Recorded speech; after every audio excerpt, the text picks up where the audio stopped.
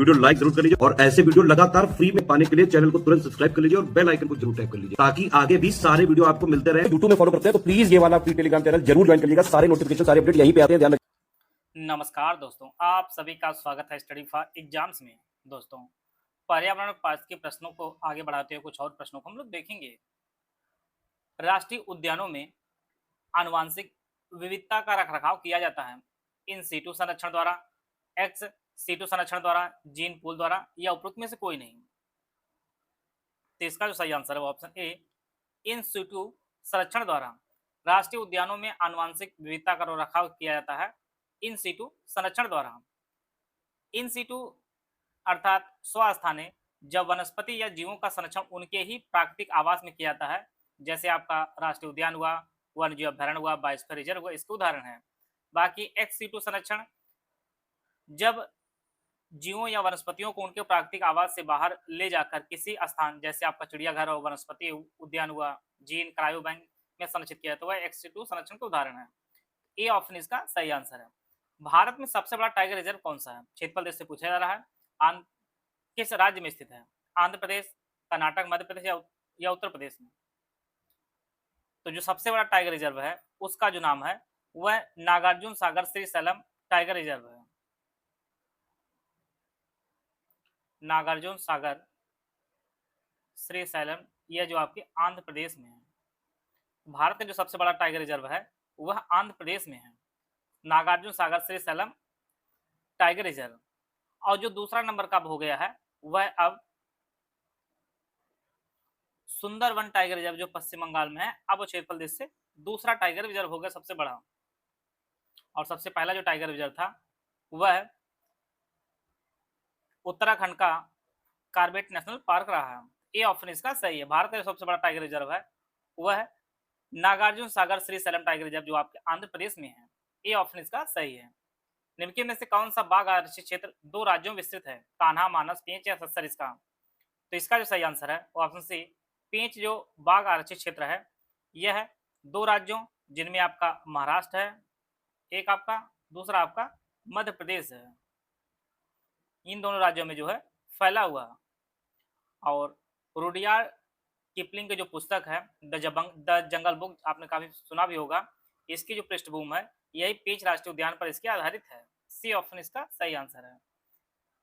भारत में हाथी परियोजना की शुरुआत कब की गई थी? 1968, 1970, 1972, 1994, 1974। तो इसका जो सही आंसर है ऑप्शन सी, 1992 में भारत में हाथी परियोजना की शुरुआत की गई थी। इनके शिकार को रोकने, प्राकृतिक आवास और गलियारों की सुरक्षा करने के लिए जो है और मानव हाथी संघर्ष को कम करने के उद्देश्य से वर्ष 1992 में प्रोजेक्ट एलिफेंट शुरू किया गया था। विशेष रूप से शुरुआत में जो है यह झारखंड के सिंहभूम जिले से शुरू किया गया था।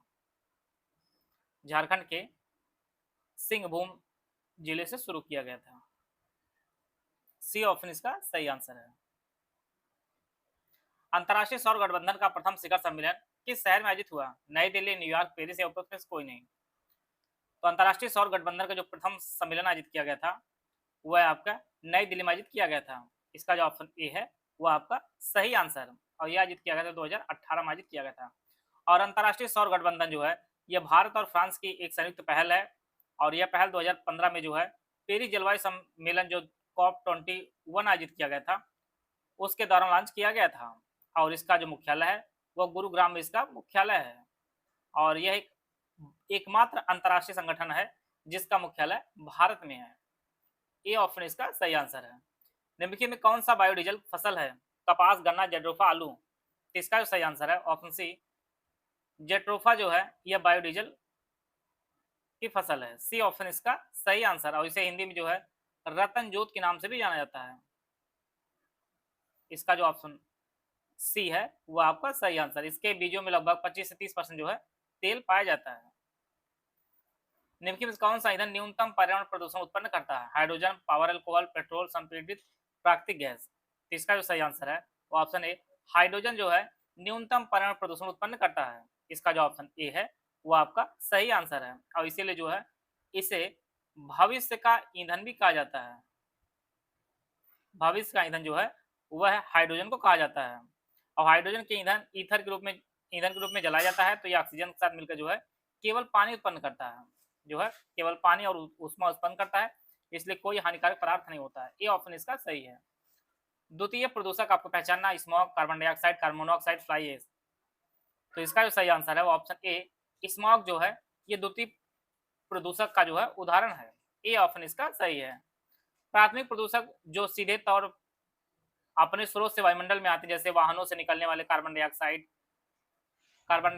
कार्बन मोनोऑक्साइड, ज्वालामुखी की राख, SO2, ये सभी जो है आपके प्राथमिक प्रदूषक कहलाते हैं। द्वितीय प्रदूषक जो सीधे उत्सर्जित ना होते बल्कि वायुमंडल में प्राथमिक प्रदूषकों की आपस में जो है रासायनिक प्रतिक्रिया से सूर्य के प्रकाश में उपस्थिति से बनते हैं, जिसमें आपका स्मॉग हुआ, इसमें स्मॉग और फॉग मिलता है, ओजोन O3 और पैन से मिलकर बनता है। ये सभी जो आपके द्वितीय प्रदूषक के उदाहरण हैं। इसका जो ऑप्शन ए है वो आपका सही आंसर है। सिगरेट के धुएं में कौन सा मुख्य प्रदूषक है? ऑप्शन आप लोग पढ़ लीजिए। सिगरेट के धुएं में जो मुख्य प्रदूषक है वो कार्बन मोनोऑक्साइड और बेंजीन होता है। इसका जो ऑप्शन सी है वो आपका सही आंसर है। और यह जो है कार्बन मोनोऑक्साइड रक्त में हीमोग्लोबिन के साथ मिलकर जो ऑक्सीजन ले जाने वाली क्षमता को जो है कम कर देता है, जिससे सांस लेने में दिक्कत होती है। सी ऑप्शन इसका सही आंसर है। निम्नलिखित में कौन सी गैस वायुमंडल में अम्लीय वर्षा की उत्पत्ति के उत्तरदायी है? CF6, CH4, O3, SO2। कारखानों और वाहनों से निकलने वाले जो सल्फर डाइऑक्साइड और नाइट्रोजन के ऑक्साइड होते हैं, यह जो है अम्लीय वर्षा के उत्तरदायी होते हैं। डी ऑप्शन इसका सही आंसर है। और यही कारण जो है, इसी कारण ऐतिहासिक इमारतें जैसे आपका ताजमहल जो है अब धीरे धीरे पीला पड़ रहा है, और इसे जो है स्टोन कैंसर के नाम से भी जाना जाता है। डी ऑप्शन इसका सही है। निम्नलिखित में से कौन एक वायु प्रदूषण से संबंधित नहीं है? स्मॉग, अम्ल वर्षा, यूट्रोफिकेशन, एस्बेस्टोसिस।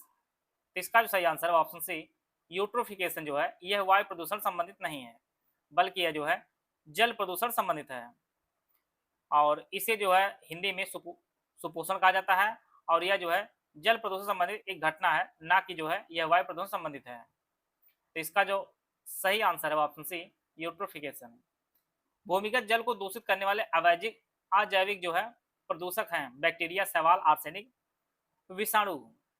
तो इसका जो सही आंसर है वो ऑप्शन सी, आर्सेनिक जो है यह भूमिगत जल को दूषित करने वाले अजैविक प्रदूषक हैं। सी ऑप्शन इसका सही आंसर है। ये विशेषकर जो है गंगा ब्रह्मपुत्र के मैदानी इलाकों जैसे पश्चिम बंगाल, बिहार, उत्तर प्रदेश, कुछ जिलों में जो है भूमिगत जल में आर्सेनिक की मात्रा बहुत पाई जाती है, और यह जो है आर्सेनिक युक्त पानी पीने से जो है ब्लैक फुट नामक गंभीर बीमारी होती है। तो सी ऑप्शन इसका सही आंसर है। अपने प्रदूषकों के कारण जो है निम्न में से कौन सी एक नदी जैविक मरुस्थल कहलाती है? यमुना, पेरियार, दामोदर या महानदी। तो इसका जो सही आंसर है ऑप्शन सी, दामोदर नदी को जो है जैविक मरुस्थल के नाम से भी जाना जाता है। परीक्षा में कई बार पूछा गया, आपकी परीक्षा के लिए बेहद इंपॉर्टेंट है। यह जो है झारखंड के छोटा नागपुर पठार से जो है निकलती है, और यह पश्चिम बंगाल में बहती है, और यह जो है नदी घाटी क्षेत्र में कोयले, खदानी, भारी उद्योग जो है इसके क्षेत्र में बसते हैं, और इसे जो है बंगाल का शोक भी कहा जाता है। दामोदर नदी को बंगाल का शोक भी कहा जाता है। सी ऑप्शन इसका सही है। निम्नलिखित में से कहाँ अंतर्राष्ट्रीय समुद्री संगठन का मुख्यालय स्थित है? लंदन, जेनेवा, पेरिस या रोम। अंतर्राष्ट्रीय समुद्री संगठन की जो स्थापना हुई थी वर्ष 1948 में हुई थी, और इसका जो मुख्यालय है वह लंदन में इसका मुख्यालय है। इसका जो ऑप्शन ए है वो आपका सही आंसर है। निम्नलिखित में से कौन सा एक सतत विकास का लक्ष्य नहीं है जिससे 2030 तक प्राप्त करने का लक्ष्य रखा गया है? लैंगिक समानता, अंतर्राष्ट्रीय अनुसंधान, शून्य भूख, अच्छा स्वास्थ्य एवं भलाई। इसका जो सही आंसर ऑप्शन बी, अंतरिक्ष अनुसंधान जो है यह सतत विकास लक्ष्यों में शामिल नहीं किया गया है। संयुक्त राष्ट्र सभा द्वारा वर्ष 2015 में कुल टोटल जो है 17 सतत विकास लक्ष्य निर्धारित किए गए थे 2030 तक इसे प्राप्त करने के लिए। इसमें जो है अंतरिक्ष अनुसंधान शामिल नहीं है। बी ऑप्शन इसका सही आंसर है। यूपीपीएससी HEO 2026 स्वास्थ्य शिक्षा अधिकारी मॉक टेस्ट सीरीज का बैच शुरू किया गया है। न्यू पैटर्न पर आधारित टेस्ट सीरीज आपको दी जाए दोनों भाषाओं में। एग्जाम ओरिएंटेड टेस्ट सीरीज आपको मिलेगी जैक 100% रियल एग्जाम जैसे। इसमें टोटल 10 टेस्ट दिए जाएंगे, और इसमें आपको अनलिमिटेड एक्सेस आपको दिया जाएगा। इसकी जो वैलिडिटी होगी एग्जाम टेस्ट की वैलिडिटी होगी। इसका जो प्राइस 749 रुपये, इसमें आप जो है ज्ञान सर कूपन कोड यूज करेंगे तो आपको 20% डिस्काउंट मिलेगा। तो एक्चुअल जो फीस होगी वह 599 फीस पे करके जो है आप इस बैच से जुड़ सकते हैं। यह बैच आपको study for civil service app पर आपको यह बैच उपलब्ध होगा। गूगल प्ले स्टोर से study for civil app download करके यूपीएससी एचईओ 2026 सेक्शन में जाकर जो इस बैच से परचेज करके जो है आप अपनी तैयारी को बेहतर कर सकते हैं। निम्नलिखित में से किस वर्ष भारत सरकार द्वारा केंद्रीय गंगा प्राधिकरण का गठन किया गया था? 1975, 1982, 1985, 1995। इसका जो सही आंसर है वो ऑप्शन सी 1985 में जो है भारत सरकार द्वारा केंद्रीय गंगा प्राधिकरण का गठन किया गया था। और उस समय जो है तत्कालीन प्रधानमंत्री राजीव गांधी जी के समय में यह इसका गठन किया गया था। तब से गंगा साफ हो रही है, लेकिन गंगा अभी तक साफ नहीं हो पाई और बाद में जो है इसका नाम बदलकर राष्ट्रीय नदी संरक्षण प्राधिकरण कर दिया गया। सी ऑप्शन इसका सही आंसर है। यहाँ पे आपको बताना कौन सा ही सम्मिलित नहीं है। पर्यावरण विश्व पर्यावरण दिवस 5 जून, पृथ्वी दिवस 22 अप्रैल, तंबाकू निषेध दिवस 5 मई, ओजोन दिवस 16 सितंबर। तो इसका जो सही आंसर है वो ऑप्शन सी तंबाकू निषेध दिवस जो है 5 मई को नहीं मनाया जाता, ये आपके 31 मई को मनाया जाता है। बाकी सभी सुमिलित हैं। पर्यावरण दिवस जो 5 जून को, पृथ्वी दिवस 22 अप्रैल को और ओजोन दिवस जो है 16 सितंबर को मनाया जाता है। बेहद इंपॉर्टेंट सभी हैं, इनको आप लोग नोट जरूर कर लीजिएगा, आपकी परीक्षा के दृष्टि इंपॉर्टेंट है। यहाँ पे आपको पहचानना कौन सदाबहार फल का एक वृक्ष है। तो यहाँ पर जो है लोकार्ड जो है एक सदाबहार फल वृक्ष है। सी ऑप्शन इसका सही आंसर है। यह जो है एक उपोष्णकटिबंधीय सदाबहार फल का जो है पेड़ होता है, उसकी पत्तियां साल भर हरी रहती हैं।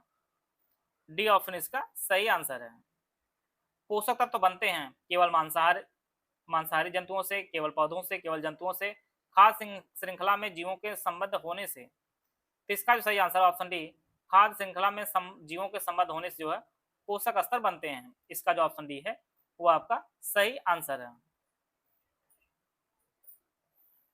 पारिस्थितिक तंत्र में पोषक स्तर जो है उन जीवों से बनते हैं जो किसी खाद्य श्रृंखला में ऊर्जा के प्रवाह के आधार पर एक दूसरे से जुड़े होते हैं। इसमें उत्पादक जो हरे पौधे होते हैं प्रथम पोषक स्तर होते हैं, शाकाहारी द्वितीय पोषक स्तर और मांसाहारी जीव जो है उच्च पोषक स्तरों का निर्माण करते हैं। तो डी ऑप्शन इसका सही आंसर है।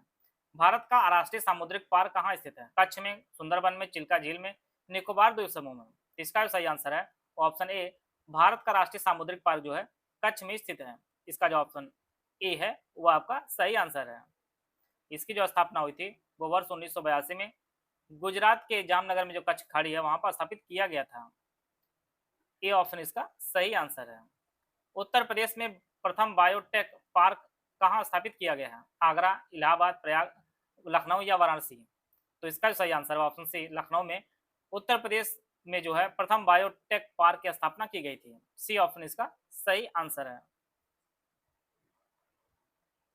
यहाँ पे घटनाओं को उनके प्रारंभ से कालानुक्रम में जो व्यवस्थित करना, प्रोजेक्ट टाइगर, प्रोजेक्ट हाथी, वन्य जीव संरक्षण अधिनियम, जैव विविधता अधिनियम। ऑप्शन आप लोग पढ़ लीजिए। वन्य जीव संरक्षण अधिनियम जो है यह आया था 1972 में। प्रोजेक्ट टाइगर 1973 में आया था। प्रोजेक्ट एलिफेंट आपका 1992 में आया था और जैव विविधता अधिनियम 2002 में आया था। इस प्रकार जो है सबसे पहले आपका आ जाएगा वन्य जीव संरक्षण अधिनियम, फिर प्रोजेक्ट टाइगर, फिर प्रोजेक्ट हाथी और फिर आपका जैव विविधता लास्ट में आ जाएगा। इसका जो सही आंसर हो जाएगा वो ऑप्शन सी इसका सही आंसर हो जाएगा। सबसे पहले आपका वन्य जीव संरक्षण अधिनियम 3, फिर आपका प्रोजेक्ट टाइगर 2 हो जाएगा और एलिफेंट वाला 3 हो जाएगा और लास्ट में आपका जैव विविधता हो जाएगा, तो 4 हो जाएगा। तो सी ऑप्शन इसका सही आंसर है। पारिस्थितिकी संक्रमण अवधारणा का सर्वप्रथम प्रयोग किया गया था? एल्टन द्वारा, बेनेट द्वारा, बर्कले द्वारा या रेडजेल द्वारा। तो इसका जो सही आंसर है वो ऑप्शन बी बेनेट द्वारा जो है पारिस्थितिक संक्रमण अवधारणा का सर्वप्रथम प्रयोग किया गया था।